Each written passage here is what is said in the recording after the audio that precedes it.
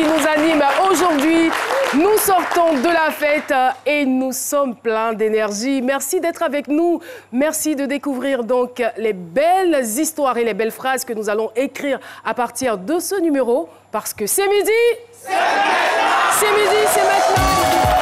Et j'ai le plaisir de me retrouver aujourd'hui avec le doyen Cassie, à qui je souhaite une excellente année. Bonne année. Je vous souhaite d'avoir, on va dire, la fougue d'un adolescent. Oui. Ça, c'est bien. Et une très, très belle santé tout le long de cette année. Merci beaucoup, Caro. Voilà, ce sont mes vœux pour vous. Merci infiniment. Beaucoup de bonnes choses. Elle est toute de rouge vêtue. Elle, c'est Raïssa Diaby. C'est à lire, c'est avec elle dans quelques instants. Bonjour à tous. Merci de l'applaudir. Je n'ai pas besoin de vous le dire. Merci. Raïssa, ça va? Ça va bien. Vous avez recouvré votre voix? Oui, oui. Très bien, très bien. Alors, on pourra nous proposer tout à l'heure un livre. Et elle est avec nous, notre dégameuse préférée, Priscille la dégameuse. Priscille! Bonjour Caroline. Bonjour, je sens que ça s'est très bien passé. Merci. Bien même. Qu'avez-vous mangé? Oula, le plequèche international toujours. Mais cette fois-ci, beaucoup plus accentué. Ah. Voilà, avec les polos, les crabes, c'est pas pareil quand c'est les fêtes là. C'est cela, voilà, c'est cela. Ça change quand même un peu. Et notre docteur en humour, où est-ce qu'il est? Ah, il est là, il est là, il est là, il est là.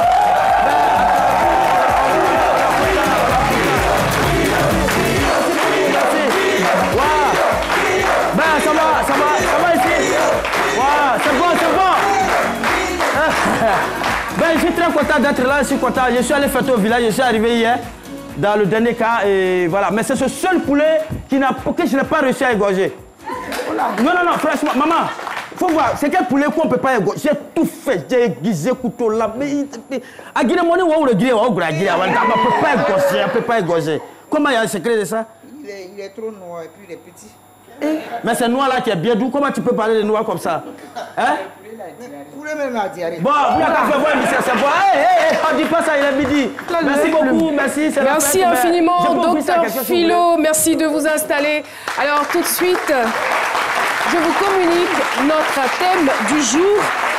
Ma passion pour les jeux vidéo a fait de moi un champion. Ma passion pour les jeux vidéo a fait de moi un champion. C'est donc le thème retenu pour ce numéro de C'est midi. Notre invité témoin se nomme Vledé Herman. Je vais me faire donc le plaisir de lire le portrait écrit par Ange Gobo. Vledé Herman est un jeune homme âgé de 21 ans, né à Yopougon. Il est originaire de Diokoué. En 2012, Herman obtient son BEPC et décide de faire l'informatique. Mais par manque de moyens, il se lance dans une autre voie, celle de jeux vidéo. Une passion qu'il nourrit depuis l'enfance. Sa première rencontre avec les jeux vidéo a eu lieu à l'âge de 5 ans. 2018 est l'année de sa révélation. Herman devient 3 fois meilleur joueur de jeux vidéo. Aujourd'hui, il est champion d'Afrique. Comment vit-il son titre de champion d'Afrique? On le saura dans quelques instants. Mais avant, je vous demande de l'applaudir très, très fort. Herman qui fait donc son entrée sur le plateau de ce midi. Herman Vledé, notre champion. C'est comme ça qu'on reçoit les champions ici sur ce plateau.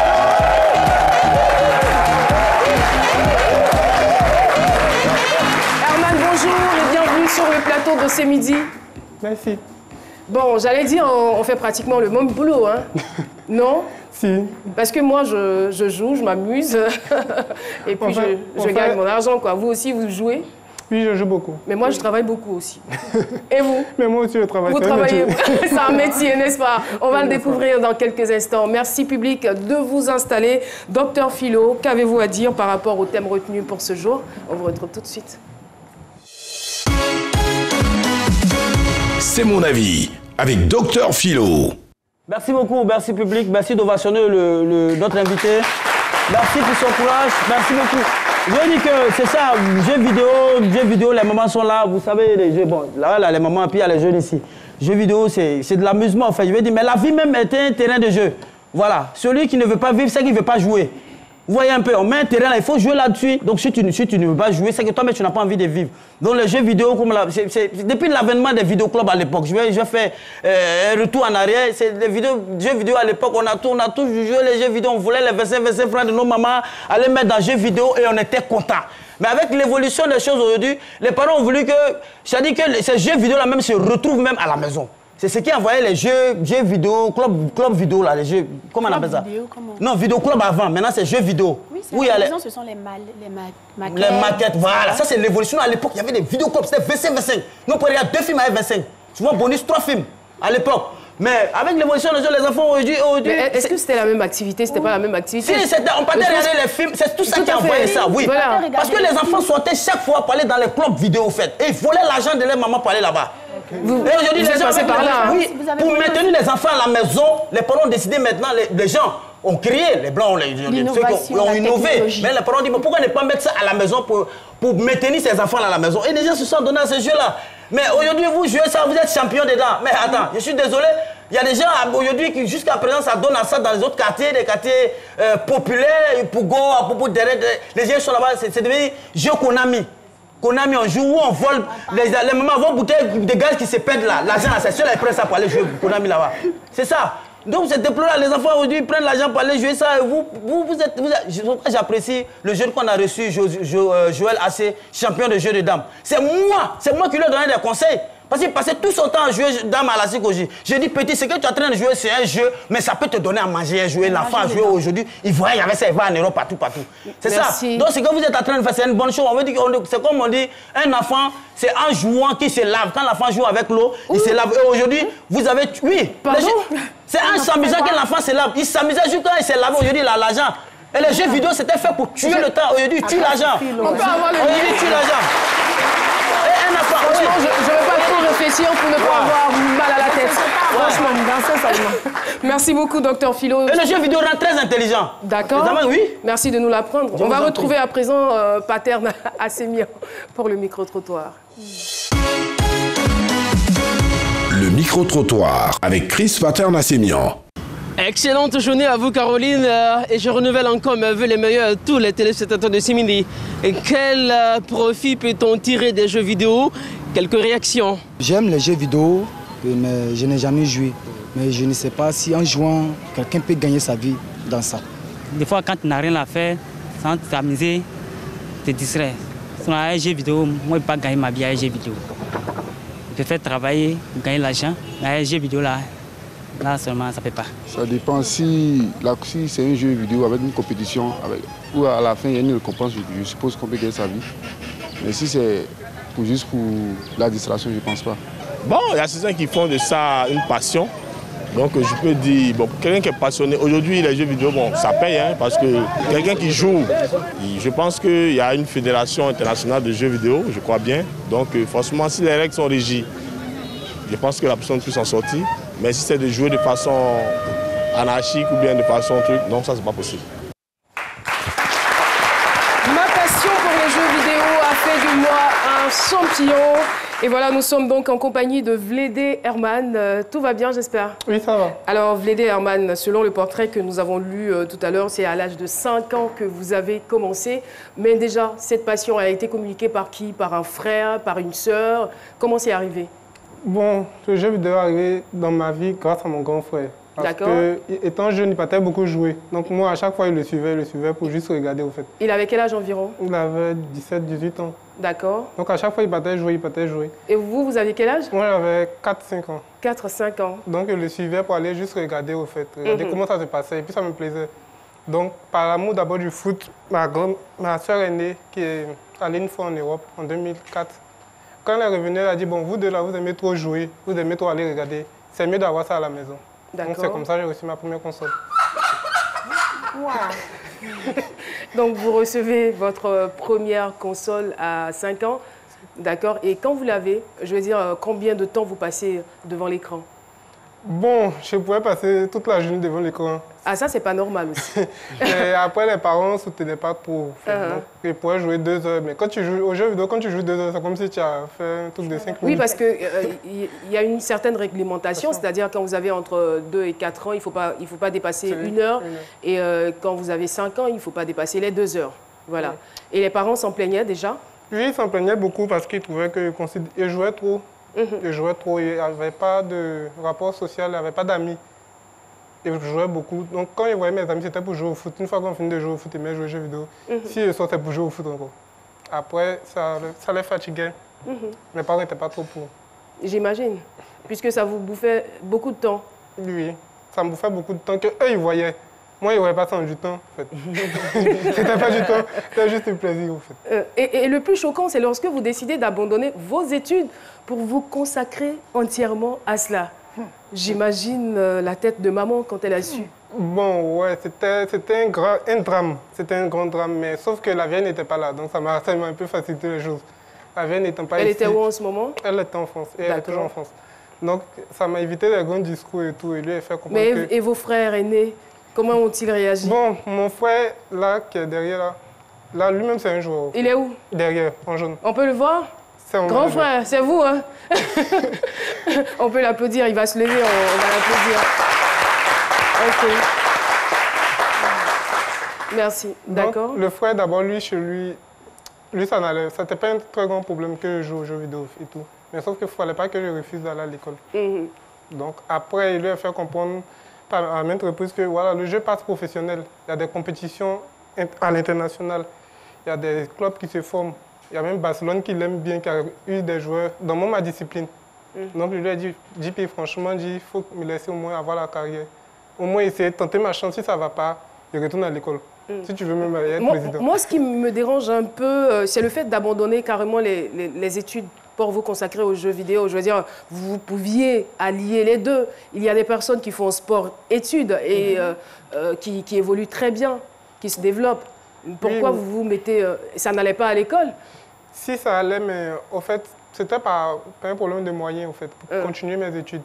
Donc, ma mère m'a dit, bon, laisse-moi 1 an, le temps de trouver la somme conséquente pour que tu puisses continuer tes études. Donc, c'est pendant cette année-là que j'ai découvert le gaming, en fait. Une année sabbatique que vous allez, cette fois-ci, dormir dans le game. Oui, c'est pendant cette année que j'ai découvert le game, qu'on pouvait passer professionnel, tout et tout. Donc, après... Ils n'étaient pas pour au début. Même quand ils partaient jouer, il n'y avait rien à faire, mais ils partaient jouer, ils n'étaient pas pour. Donc il a fallu qu'il y ait l'Orange Gaming Tour, où j'ai fait venir toute ma famille et tout, qui voient qu'il y a des gens responsables qui jouent aux jeux vidéo, que le jeu vidéo n'est pas seulement pour des gens mal éduqués et autres. C'est là même que j'ai rencontré Priscille. Mais qu'est-ce que vous avez découvert? Je veux dire, il y a quoi d'attrayant? Pour nous qui ne jouons pas, ça ne nous dit absolument rien. Mais vous qui êtes dedans, qui passez, qui veillez devant l'écran pour ça, il y a quoi? Il y a quel plaisir au juste? Bon, d'abord, moi, je suis quelqu'un qui aime le challenge, qui aime le défi, la compétition et tout. Donc, d'abord, le fait de se mettre au défi, de chaque fois défier des amis et tout, c'est un jeu de stratégie. C'est un jeu de stratège. Donc, il faut être stratège pour gagner. Il faut être malin pour gagner. Il faut être intelligent pour gagner. Il faut calculer le temps, les choses pour gagner. Par exemple, tu dois calculer si ton joueur est fatigué, à quel moment il faut le faire sortir, à quel moment il faut le laisser dans le jeu, à quel moment, quel joueur est bon pour faire quel travail sur le terrain, pour faire telle chose sur le terrain. Donc, il y a tout ça qui rentre en compte. Et après, moi, c'est ma passion. À partir de là, je comprends maintenant qu'entre la réalité et la théorie, il y a vraiment un grand fossé, quoi. Parce que cette intelligence que vous déployez dans le jeu vidéo et vous arrivez quand même à gagner, à être champion, si on vous met sur le terrain, impossible. Ça ne sera pas possible. Oui, ça ne sera pas possible. Et puis, au fait, c'est ça qui fait que je me plains beaucoup que je joue avec mes amis. Parce qu'on n'a pas la même façon de voir les choses. D'accord. Quand je joue au jeu, je contrôle tous mes joueurs. Mais quand ils vont jouer au quartier, mes amis, c'est eux qui te contrôlent. Justement. il faut des trucs qui ne sont pas logiques. Donc, après, il me permet de dire, non, tu ne devais pas attaquer comme ça, tu devais plutôt jouer comme ça. Ça allait t'éviter de faire certaines choses.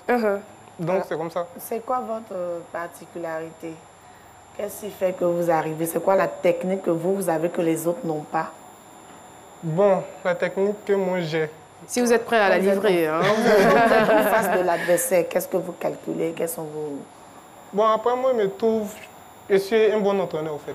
C'est-à-dire, je fais ma formation par rapport à celui qui est en face de moi.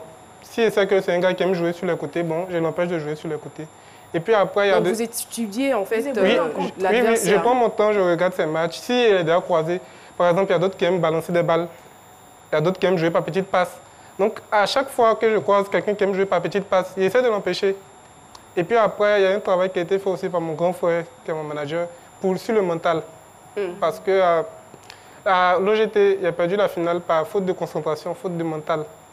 Le gars, certes, il a gagné, il était meilleur que moi. Mais il me suis dit, si, quand tu es sûr de toi, quand le mental est avec toi, tu peux gagner forcément. Quand tu es serré. Même pour le jeu vidéo, oui. ça fait vraiment appel au mental à ce niveau-là. Oui, ça fait vraiment appel au mental. Parce mais on a l'impression que... Je veux savoir... Allez-y. Okay. Est-ce que, à part le e-sport, là, est-ce que vous pratiquez du sport? C'est-à-dire, je veux parler d'activité physique, quoi. Oui, beaucoup. C'est quel sport vous pratiquez? Football. Avec quelle fréquence par rapport... Parce que votre jeu e-sport, là, ça doit prendre du temps. Hein? Ça doit prendre du temps. Maintenant que je suis devenu professionnel en e-sport, je peux jouer une fois chaque 3 mois. Donc là, je joue ça comme ça, quoi. C'est pas trop... La fréquence a baissé, au fait. La fréquence a beaucoup baissé. Et ça montre que vous êtes un adepte du football. Même en réalité, c'est le football que vous jouez. Même dans les jeux, c'est le foot.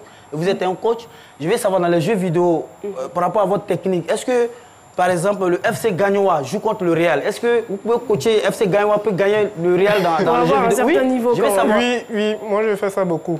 Gagnoa gagne Real. Mais sauf qu'il n'y a pas FC Gagnoa pour le moment. Non, mais il fait ça beaucoup. Je prends des équipes qui sont faibles. Par exemple, il peut prendre Toulouse. Et puis dire à mon adversaire de prendre Barça ou PSG, une grande équipe. Ce qui fait qu'il a plus d'avantages que moi. Donc pour me gagner, je suis obligé de me surpasser. Donc c'est ce qui m'appelle à chaque fois. Donc c'est ce qui est fait à chaque fois pour rester au niveau top. Allez-y, Raissa. Je veux savoir, lorsque vous suivez votre grand frère par le jeu vidéo, il y a forcément un jeu qui vous a marqué, vous avez aimé, vous avez commencé par ça. C'est quoi le nom de ce jeu-là? Le nom de ce jeu, c'est PES. C'est ce que je joue. C'est quoi? PES, Pro Evolution Soccer. Comment ça se passe? Comment on joue? Bon, chacun prend une équipe. Et puis, tu fais ta formation, pas au match. C'est encore du football? C'est du football, au fait.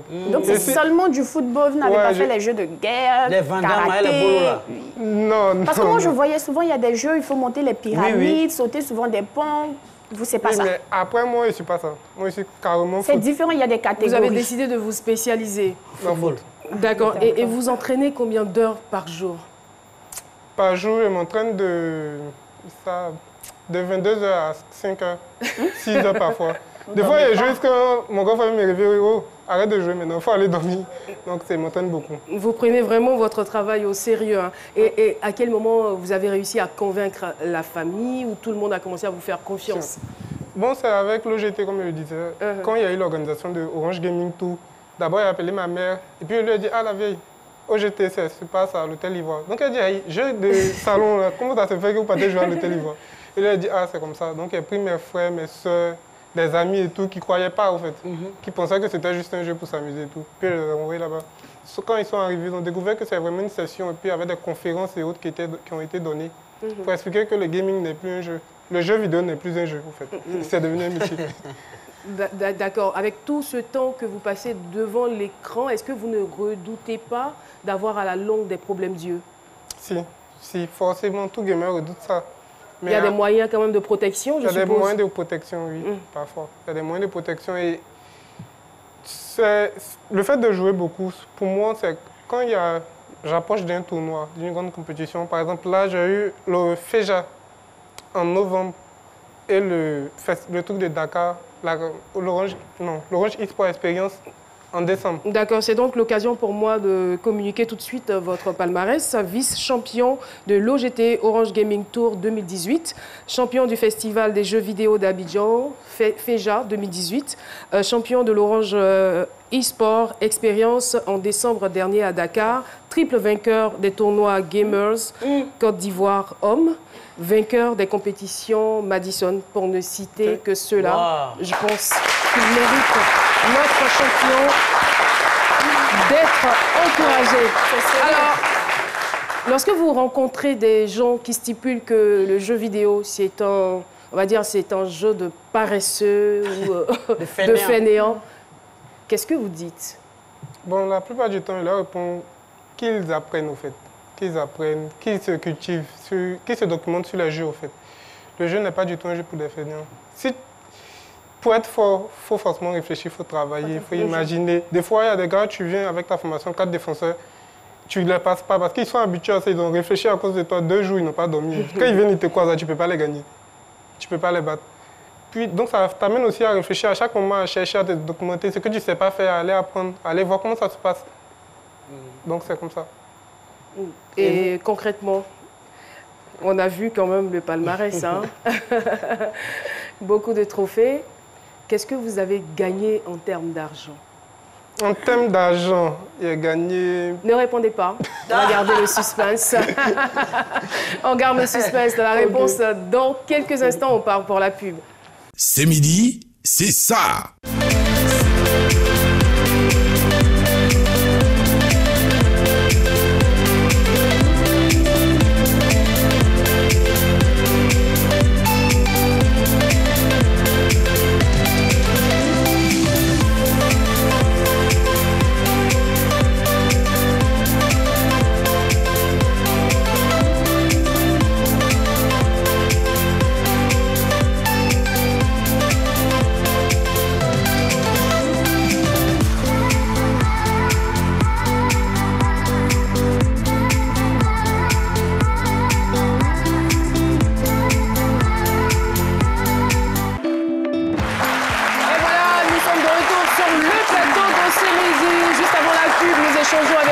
Champion d'Afrique de PES, j'espère que j'ai bien prononcé. Son nom, c'est Vlédé Herman. Alors, on parlait donc de jeu, de ce que ça vous rapporte en termes d'argent. Et c'est là que la pub est arrivée. Que le gaming m'a rapporté. Là, il y a un silence. En une année, ça m'a rapporté 4 900 000. Hey, attends, bien poussé. Pour l'année 2018. Oui, et puis c'est ma première année. 4 900 000. Pour vous seul, parce qu'il n'y a pas de coach. Donc pratiquement 5 millions. Bon, alors, vous avez déjà touché l'argent? Cet argent-là, vous l'avez déjà touché? Oui, j'ai déjà touché cet argent. À moitié, au fait. À moitié, ah d'accord. Et qu'est-ce que vous avez décidé d'en faire? Bon, personnellement, j'ai décidé de ne rien faire pour le moment, sans avoir demandé l'avis des parents, en fait. Des frères, des soeurs, des aînés, vu que je suis dernier. Présenter l'argent et puis voir ce qu'ils diront, puis on fera selon ça. D'accord, je pense que c'est là que le doyen va intervenir. On vous écoute. C'est bien quand à cet âge vous commencez à vous débrouiller comme ça pour attraper un peu d'argent. Mais il faut penser à la longue, à investir dans une activité secondaire à rendement permanent. Parce que, vous savez, il ne faut pas mettre tous ses œufs dans le même carton. On ne sait jamais. Alors, quand on commence à gagner comme ça de l'argent, mais pas seulement quand on commence à être professionnel dans un domaine, cela nécessite absolument une certaine organisation. À votre niveau, est-ce que vous avez un staff? Est-ce que vous avez une certaine structure qui gère vos affaires? Oui, j'ai un staff. D'accord. Ils sont juste là derrière. Ils sont là juste derrière. Un staff composé de? Composé de mon grand frère JP, le manager, et de... Votre grand frère est le manager? Oui. D'accord. L'entreprise familiale. D'accord. Ensuite? C'est composé de mon intendant Eric et de... L'intendant? Eric. Yahoo Aman Eric. Eric, c'est vous l'intendant. Son rôle, c'est quoi? C'est l'intendant, c'est lui qui est chargé de communication, tout ce qui va avec. OK. Mais le grand frère peut faire ça. L'argent a vite fini de prendre beaucoup de personnes. Et ensuite? Et puis après, à côté, il y a un grand frère qu'on appelle monsieur Ulrich, quoi. Qui est chargé de sponsoriser des fois des événements. OK. Quand je n'avais pas encore de sponsor. Ah, quand vous n'aviez pas de sponsor, donc maintenant vous avez un sponsor ou des sponsors? Oui, maintenant j'ai un sponsor qui est Doudou Pizza. Oh, non. Là, par contre... OK. Non, maintenant il y a un sponsor et là, il passe salarié. Ah, vous êtes en même temps salarié, là. Salarié. Bravo, hein? Bravo.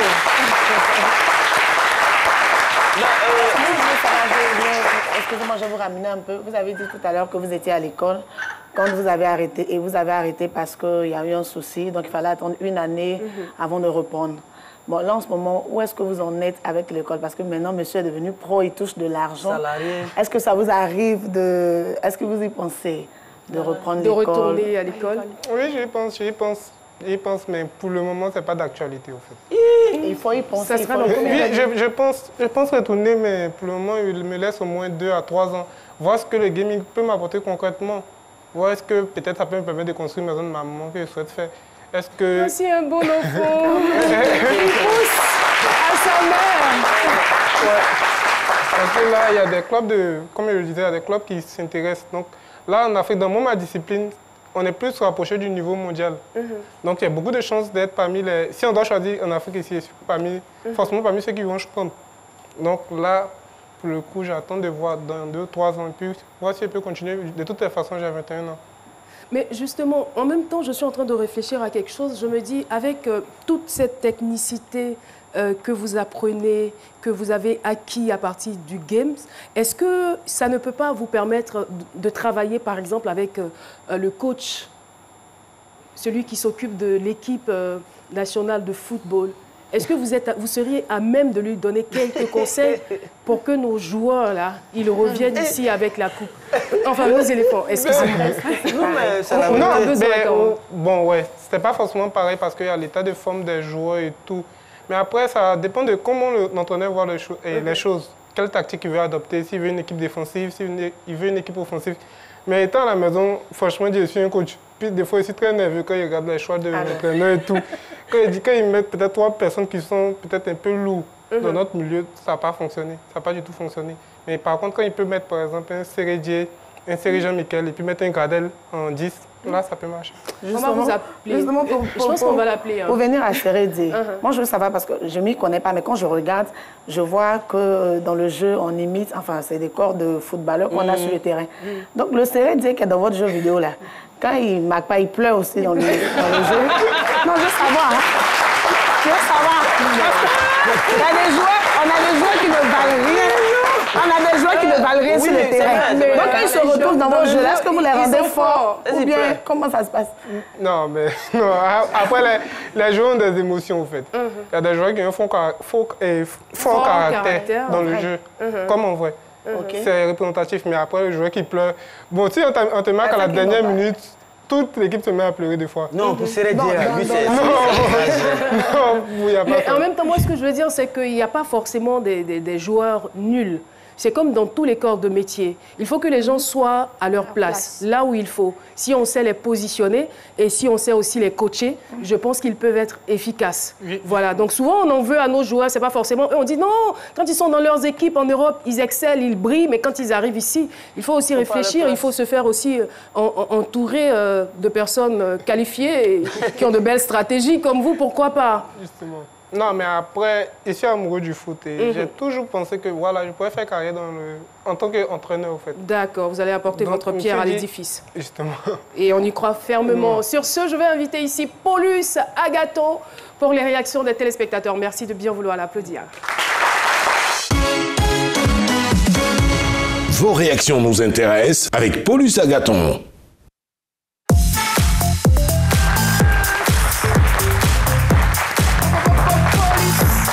Bonjour Caroline. Bonjour Paulus. Merci pour l'accueil. N'est-ce pas? Chaleureux. Oui. Alors... Bonjour à vous téléspectateurs et téléspectatrices. Directement, rendez-vous sur la page Facebook de C'est Midi. On a le message de Abou Konaté qui demande: est-ce qu'il vous est déjà arrivé de faire des jours sans jouer aux jeux vidéo? Quelle a été la plus longue période et comment vous vous êtes senti pendant ces périodes? C'est rare, en fait. Sauf maladie. Des fois, il me dit, ouais, il va prendre des vacances et tout. Là, quand il s'est quitté à Dakar, je me suis dit, il va prendre des vacances, profiter de ma soeur, de mes frères et autres. Mais dès qu'il s'est arrivé, il m'a dit, ah, toi, tu viens d'être champion d'Afrique, donc viens te tester pour voir si tu es réellement le champion d'Afrique. Donc, je suis arrivé le matin, à 14h, je suis allé jouer. Donc, c'est très difficile pour moi de ne pas jouer, en fait. D'accord. On a ensuite Ousmane Descarambé. Il dit bonjour à toute l'équipe. Dans 5-10 ans, comment vous voyez? Est-ce que vous avez des projets en rapport avec les jeux vidéo, par exemple? Dans 5-10 ans, oui, j'ai des projets en rapport avec les jeux. Dans 5-10 ans, je me vois professionnel, dans un club professionnel de e-sport. Là, pour le coup, j'ai des objectifs, je me fixe des objectifs étape par étape. Donc, pour le coup, c'était l'année passée, je me suis dit, bon, si je peux être champion d'Afrique, je suis champion d'Afrique. Après, il me dit, là, il faut essayer d'aller participer à d'autres compétitions dans d'autres lieux. Essayer de représenter l'Afrique. Si c'est fait, si c'est possible, je le fais. Après, s'il faut aussi continuer en étant joueur professionnel dans un club comme Barça, qui est mon rêve, en fait. Mais qu'auparavant, vous aviez vu quelque part un modèle de quelqu'un qui avait réussi dans ce domaine-là, pour avoir autant de détermination? De quelqu'un qui avait réussi, bon, en Afrique, pas vraiment, mais j'ai des grands frères et autres. Ce qui m'a même dit, c'est qu'il y a une fédération, c'est que ça passe professionnel. Il y a un grand frère qui s'appelle, qu'on se nomme Madara, qui est allé au championnat et qui était deuxième. Okay. Donc c'est par des publications et des partages que j'ai vu que, bon, ça vous a mis il y a des compétitions comme ça. Bon, ok, je suis venu, j'en ai parlé avec mon frère, qui m'a dit, ok, tu peux jouer. D'accord. Paulus? Le dernier message, celui de Serge Olivier Ouragayo. Il dit, contrairement à ce qu'on pense, les jeux vidéo nous permettent de surmonter certaines difficultés. La pratique développe et renforce l'intelligence. Et donc, chapeau à vous pour la suite. Voilà. Merci beaucoup. Caroline, ça sera tout, on revient demain. Merci infiniment, Paulus Agathon. Alors, toujours, oui, le doyen, on vous écoute. Que ces jeux-là, ça rapporte quand même parce que ça peut permettre des fois d'aller jusqu'à 160 millions de francs CFA compris. Compris. C'est ça, oui? Oui. C'est comme ça que ça se passe. Il y a du pognon dedans. Il y a du pognon. Par exemple, en Asie, il y a des compétitions. Il y a des grandes compétitions pour des jeux seulement sur téléphone. Pour les mêmes téléphones que vous, les gars se tapent 250 000 $. Il y a d'autres aussi. Il y a eu, la fois, pendant la Coupe du Monde, il y a eu le tournoi que FIFA, une autre discipline de football, a organisé. Un tournoi à la Coupe du Monde où le gars, un arabe, il est venu, il a gagné 250 000 $. Ça fait combien de CFA ça? Alors, moi, j'aimerais tout simplement m'adresser aux téléspectateurs, peut-être de jeune âge, qui nous regardent en ce moment. Je dirais tout simplement que ce n'est pas parce que lui, il a réussi dans ce domaine que vous allez vous dire j'abandonne les études et je me lance là-dedans. Non, non, non, non. Il était d'abord passionné, il a son histoire à lui et il s'y est lancé et voilà, ça a payé des fruits, ça a donné des fruits. Maintenant, vous, si vous n'êtes pas forcément passionné, franchement, ce n'est pas la peine. Parce que si vous n'êtes pas passionné, vous allez travailler 10 fois plus. Alors, Frangin, vous avez vos amis qui vous regardent. Qu'est-ce que vous voulez qu'on retienne de votre témoignage sur ce plateau? Ce que je veux qu'on retienne, c'est que le jeu vidéo n'est pas pour des enfants mal éduqués. Changer les mœurs, au fait. Changer les mœurs par rapport à nos parents qui n'ont pas vraiment compris le but du jeu vidéo.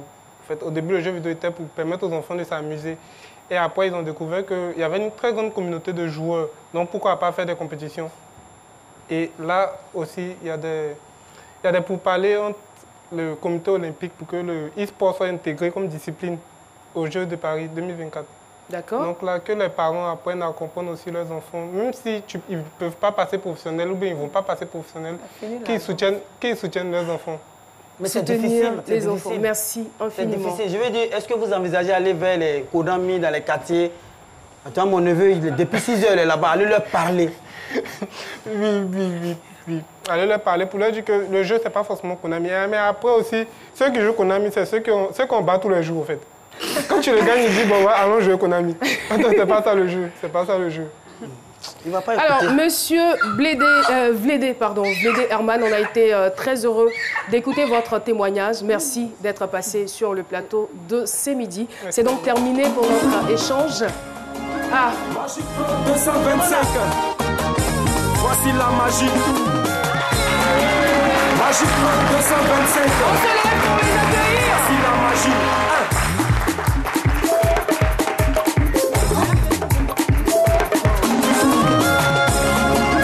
Magic 225.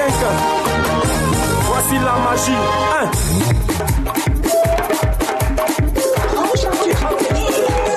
Allons à Gagnoa.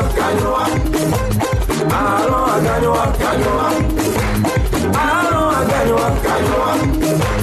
Allons à Gagnoa. Capitale de la joie, rien du fromager. Le soleil de Zapata, Vinêtre John Yale. Abidjan, Paris, tout le monde connaît Gagnoa. Valérie Douaoudé, tu connais pas chez toi, en tout cas tu es mon gawa. Chez nous à Gagnoa, on a les grands joueurs. Didier Drogba, Sokora Maestro, Kadek Keita, Max Gradel, Franck Kessier, la montagne de Zézékou. Toi-même tu sais que moi je sais que ce pays connaît. Si il dit pas son nom, le morceau sera partout. Tout le Gbagbo, il vient de Gagnoa.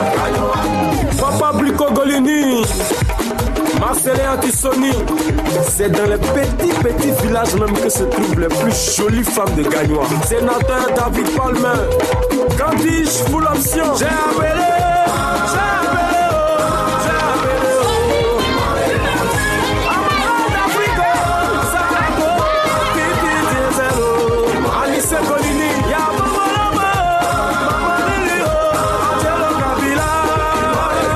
Jacques Martial, capitaine Meibo. Allons à Gagnoa, Serge José Amessa. Allons à Gagnoa, Moussa Traoré. Allons à Gagnoa, allons à Gagnoa. J'ai appelé Johnny Christio, commissaire Wakao, Esprit Bakio, Renoubié, fils divin, Niaga Christian, Jacques Onao, Didja Kiso, Niatre Papama, Serge Abouao, Frikiswao, Chifi Yavo. Merci pour le ten Meibo. Allons à Gagnoa, Serge José Amessa. Allons à Gagnoa, Moussa Traoré. Ten Meibo. Allons à Gagnoa, Serge José Amessa. Allons à Gagnoa, Moussa Traoré. Allons à Gagnoa, allons à Gagnoa. Merci beaucoup au groupe Magic Diesel, composé de Team Diesel et Sawako. Merci. Alors là, vous avez réveillé notre public parce que le chauffeur de scène n'est pas là aujourd'hui, mais dès que vous êtes arrivé, ça a bougé très très fort. Merci. En tout cas, merci beaucoup pour ce titre. Et moi, ce que je retiens dans cette histoire, c'est que la pierre rejetée est devenue la principale de l'angle, parlant plutôt du titre de cette chanson, qui n'était même pas prévu pour être le titre phare de l'album. Bien sûr, on peut dire ça comme ça. Et c'est grâce aux Ivoiriens, c'est grâce à tout le monde entier. On dit merci à tout le monde, vraiment. Ça fait plaisir. Mais allons à Gagnoa. Pourquoi Gagnoa? Il y a quoi à Gagnoa? Dites-nous aujourd'hui. Il y a quoi à Gagnoa? Dites-nous tout. C'est vrai que vous avez cité quand même des noms, des vedettes, des personnalités politiques dans la chanson. Oui, bien sûr. Mais en dehors de cela, si on va à Gagnoa, qu'est-ce qu'on va y découvrir? D'abord, il faut savoir que Gagnoa est la 8e plus grande ville de Côte d'Ivoire. Voilà. Gagnoa, en dehors des stars, en dehors des personnalités que nous avons citées, Gagnoa a aussi sa culture. D'accord. Il y a la danse, il y a le chant, par lesquels on reconnaît bien le peuple qui vit à Gagnoa. Gagnoa est une importante ville du cacao, mais en même temps, à Gagnoa, il y a le saka. Ah oui, le riz. Voilà, il y a le sioko, il y a le tikliti, et j'en passe. On mange bien à Gagnoa et je voudrais saluer toute la population de Gagnoa, de Garayo, de Babré, voilà, pour dire aussi que je connais Gagnoa. Tout simplement. Alors, après Gagnoa, la prochaine destination, ça sera? Bon, on va revenir en Côte d'Ivoire pour chercher une autre ville. D'accord. Mais en attendant, on va à Paris. Vous allez à Gatiola aussi, hein? D'accord, donc de Gagnoa à Paris, pour un concert qui sera donné le 2 février. 2 février 2019. Au Doc Eiffel. Au Doc Eiffel? Oui. C'est bien cela. Oui, et qu'est-ce que vous promettez à vos fans là-bas? Bon, les tickets qui n'ont pas encore été coupés, on va couper là, on va repartir. Ah d'accord. Ça sera, je veux dire, ça sera un spectacle. Ça sera un spectacle, on va démontrer exactement ce qu'on voulait exprimer dans la chanson, mais dans le spectacle. D'accord. Voilà. En tout cas, merci beaucoup. Beaucoup de courage à vous. En réalité, je vais parler au nom de toute la de vos fans. À un moment donné, avec les noms des personnalités que vous avez cités dans la chanson, on aurait appris que vous avez eu des difficultés. Qu'en est-il? Est-ce que c'est vrai? Parce qu'à un moment, on va dire, le morceau est censuré, tout cela. Voilà, censuré même tout cela. Qu'en est-il exactement? Bon, moi, je pense qu'on n'a pas de preuves. Voilà, si le morceau avait été vraiment censuré, on ne serait pas ici à Sémidi. Ça, c'est clair. Voilà, et il faut que les Ivoiriens restent tranquilles. On veut dire merci au gouvernement parce que malgré tout ça, ils sont restés tranquilles et on joue partout. Et ça nous fait plaisir. En réalité, les Ivoiriens s'aiment entre eux. Point final. C'est de ça qu'il s'agit. Il y a l'amour dans ce pays et ça va aller en grandissant. En tout cas, merci beaucoup d'être venu sur notre plateau. On a aimé. Merci d'être venu mettre encore le plus beau au cœur des Ivoiriens et des téléspectateurs qui nous regardent. On salue tous les Ivoiriens de la diaspora d'ailleurs. Merci beaucoup. Merci à vous aussi. Merci. Allons à Gagnoa. Et on part à Gagnoa. Quand on revient de Gagnoa, qu'est-ce qu'on fait? On lit un peu. On lit quand même un peu, hein, on se cultive. Merci beaucoup, Raïssa. On vous retrouve tout de suite. C'est à lire. C'est avec elle. C'est à lire avec Raïssa Diaby.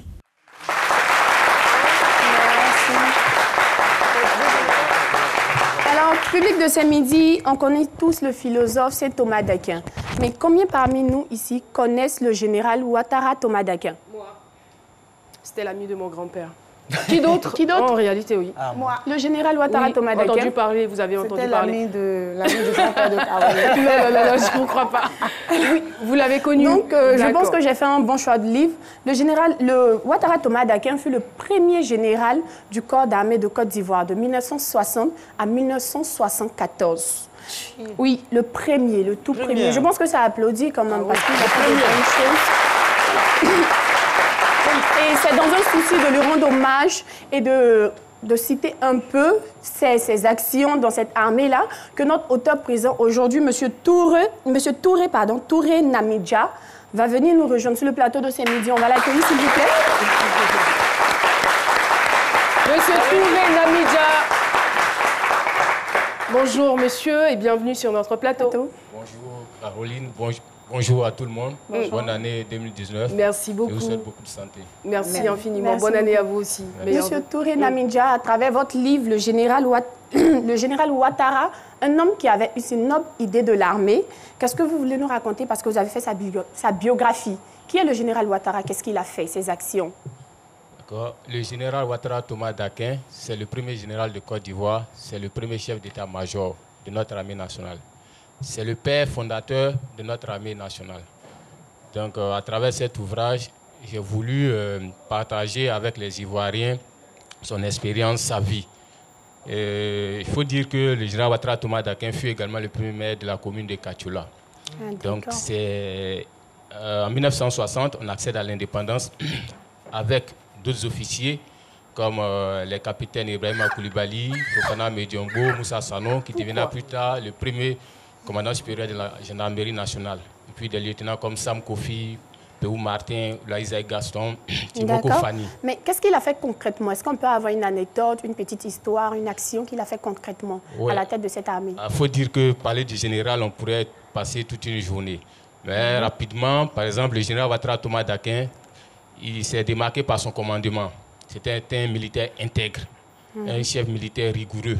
Vous l'avez connu personnellement? Non, je ne l'ai pas connu. Ah, mais vous parlez de vous l'avez vu. Parce qu'il a étudié, il a écrit quelque part qu'il était rigoureux. Non, je me suis... Peut-être que les actions sont là. Pour écrire cet ouvrage, il m'a fallu 4 années de travail, donc j'ai dû chercher, fouiner. Alors donc, je connais parfaitement l'histoire du général Ouattara Thomas Dakem. Par exemple, il était le dernier à quitter l'état-major au plateau. À 22h ou 23h, il appelait son secrétaire, le sergent Assa, il faisait le tour des casernes, des unités, pour voir s'il y a une ampoule qui n'était pas éteinte, une porte qui était mal fermée, un robinet qui n'était pas fermé. Tout ça a été répertorié. Et à 10h, lorsque un commandant d'unité recevait un coup de fil du général Ouattara Thomas Dakem, à 10h précises, il savait que c'était pour se faire remonter les bretelles parce qu'il avait failli, parce qu'il y avait un manquement. Donc, brièvement, voilà une anecdote sur le général Ouattara Thomas Dakem. Oui, alors vous avez dit qu'il était le premier maire de Kachula aussi. Mais est-ce que son accession à la tête de l'armée ivoirienne est liée, l'histoire est liée avec la ville de Kachula, avec son peuple? Bon, il faut dire qu'en 60 déjà, lorsqu'on doit construire une armée nationale, le président Houphouët-Boigny fait appel aux militaires qui sont dans l'armée coloniale. Et parmi ceux qui sont ramenés ici, il est le plus ancien en termes de grade. Il est déjà capitaine de l'armée coloniale française. Donc avant d'être reversé, il sera même commandant. Donc pour dire qu'il était le plus ancien. Mais on pourrait le dire aussi parce qu'il est issu de l'ethnie Tagbanan, précisément les Faux-Bélés, originaires de Fronan. Donc ils ont ce tempérament d'être des hommes intègres. Donc, quelque part aussi, on pourrait lier son commandement et aussi sa attribution. Je pense qu'on va s'arrêter là. Pour plus d'informations, rendez-vous dans le général Ouattara Thomas Dakem, l'homme qui avait une si noble idée de l'armée qui est disponible partout, c'est ça? Partout en librairie et bientôt la dédicace le 17 janvier. Rapidement, je voulais dire aussi que le 21 janvier, cela fera 29 ans qu'il nous a quittés. Donc, c'était bel hommage à alors. Merci beaucoup. Merci beaucoup. On se retrouve mercredi prochain pour une autre belle œuvre. Merci beaucoup, Raïssa. Voilà, l'émission tire à sa fin, mais ce n'est pas encore terminé parce que nous allons retrouver Prissy la dégameuse juste après cette respiration publicitaire. C'est Prissy la dégameuse, avec Prissy la dégameuse. Merci, public. Alors, public, pour ceux qui aiment, on va rester dans le sport, pour ceux qui aiment le foot, quand je vous dis Niali Maxwell Cornet, ça vous dit? Moi, ça me dit. Oui, bien sûr. Mais pourquoi, bien Oui, sûr? Enfin, les Miss, les footeux, enfin, je dis ça, je dis rien.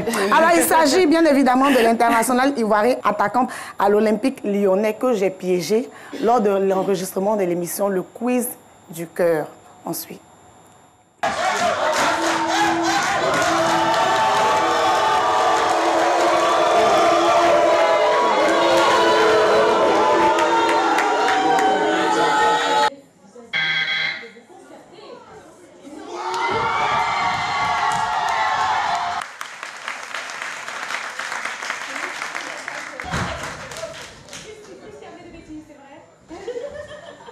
Connais, j'arrive.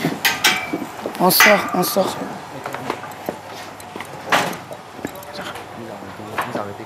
Ok, ok, ok. Ok, pour ça. Chérie, s'il te plaît. C'est pas là. Non, lui. S'il te plaît. Excusez-moi, je lui parlais 2 minutes. Excuse-moi parce que je te dis, j'espère que tu ne vas pas prendre son mal. Hein? Tu me plais beaucoup. Je me suis dit, je lui dis pas, parce que je ne sais pas c'est quand la dernière fois que je le vois, et tout, donc voilà. C'est gentil, mais malheureusement, je ne suis pas célibataire. Non, je sais que tu n'es pas célibataire et tout, mais bon, je ne te demande pas de m'épouser également. Mais au moins qu'on reste en contact, et puis, tu me plais vraiment. Voilà. Bah, de toute façon, j'ai ton numéro. Tu as mon numéro, donc tu m'envoies un message. On peut se voir ce soir? Ce soir, j'ai vraiment des rendez-vous. J'ai beaucoup de rendez-vous. Quand? Demain? Regarde. Ah non, je suis pareil dans ton téléphone. Ce soir, avec le pain, je vous ai dit demain. Bon, quand est-ce que tu penses qu'on peut se... Je sais pas. Franchement, de toute façon, j'ai ton téléphone, je t'écris.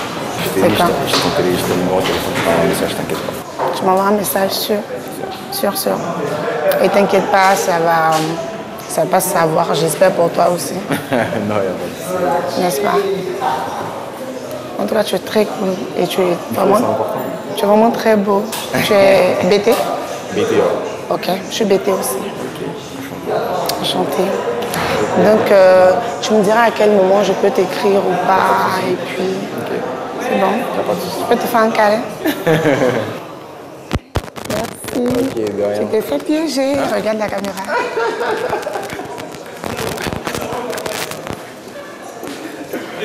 Vous êtes détendus. Vous êtes vraiment détendus. C'était une jolie façon de dire. Ah ouais? C'est bon. Maxwell Cornet, international ivoirien, joueur à l'Olympique lyonnais. Malheureusement, je viens de me faire piéger. Puis c'est vraiment détendu. Hein.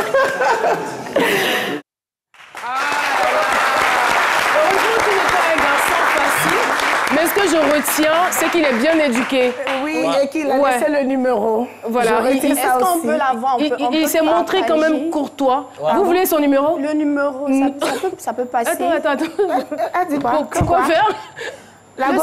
Vous circulez. Ah d'accord, pour le saluer, d'accord. À un moment, il faut que ça change. À un moment, il faut arrêter. Et puis, arrivé à un certain moment, moi aussi, j'ai eu l'impression que Prissy était vraiment sérieuse. Oui. Apparemment, c'est lui qui a piégé Prissy. Non, pas du tout. Tu sais que moi, je ne m'amuse pas avec ma chose. Il faut mettre toutes les choses de mon côté. Mais je vous garantis que j'ai le numéro. Restez à l'écoute. Merci beaucoup, Prissy la dégameuse. Et bonne nouvelle pour nos téléspectateurs, les téléspectateurs de la RTI, RTI 1 plus précisément. Bonjour 2019 sera donc diffusé le vendredi 4 janvier à partir de 20h50. Donc ne ratez pas. Si vous n'avez pas eu l'occasion d'aller au Palais de la Culture, voici donc l'occasion. Nous saluons les femmes Amazones de la paix, les femmes dynamiques de Côte d'Ivoire. Merci de votre présence et merci aussi au fan club. C'est midi. L'émission pour aujourd'hui est terminée. Rendez-vous demain pour un autre numéro. Bonne année.